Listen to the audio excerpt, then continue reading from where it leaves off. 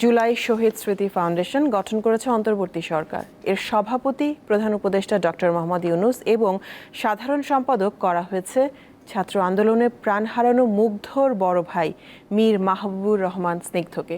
সকালে উপদেষ্টা পরিষদের সভায় এই ফাউন্ডেশন গঠন করা হয়। বিকালে ব্রিফিংয়ে উপদেষ্টা আসিফ মাহমুদ জানান, শ্রমিক অসন্তোষ দ্রুতই স্বাভাবিক হবে। বৃহস্পতিবার সকালে রাজধানীর তেজগাঁওয়ে প্রধান উপদেষ্টার কার্যালয়ে উপদেষ্টা পরিষদের সভা অনুষ্ঠিত হয়। জুলাই শহীদ স্মৃতি ফাউন্ডেশন গঠন সহ বেশ কিছু সিদ্ধান্ত হয় সভায়। বিকালে রাজধানীর ফরেন সার্ভিস একাডেমিতে উপদেষ্টা পরিষদের সভার বিভিন্ন দিক তুলে ধরেন দুই উপদেষ্টা। জুলাই শহীদ স্মৃতি ফাউন্ডেশন করার কথা ছিল, সেটি গঠন করা হয়েছে।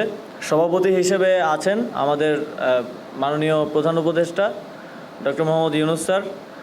সাধারণ সম্পাদক হিসেবে আছেন শহীদ মুগ্ধর বড় ভাই।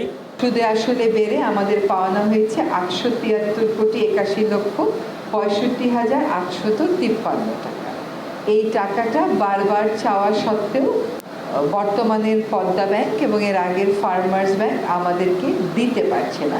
সাংবাদিকদের প্রশ্নের জবাবে শেখ হাসিনার দেশে ফেরা নিয়ে কথা বলেন সৈয়দা রিজওয়ানা হাসান। পাশাপাশি সংস্কার ও নির্বাচন প্রসঙ্গও আসে তার কথাই।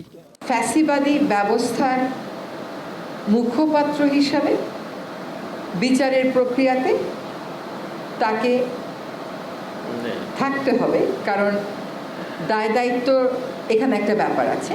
এখন সেই প্রত্যাবর্তনের কথা বলা হয়েছে, সেই প্রত্যাবর্তনটা কোন প্রক্রিয়ায় হবে, দুই দেশের মধ্যে কিভাবে কথা হবে, সেইগুলো তো প্রক্রিয়া পরের ব্যাপার। যখন আইনি প্রসেসটা শুরু হবে তখন এগুলো আমরা দেখব।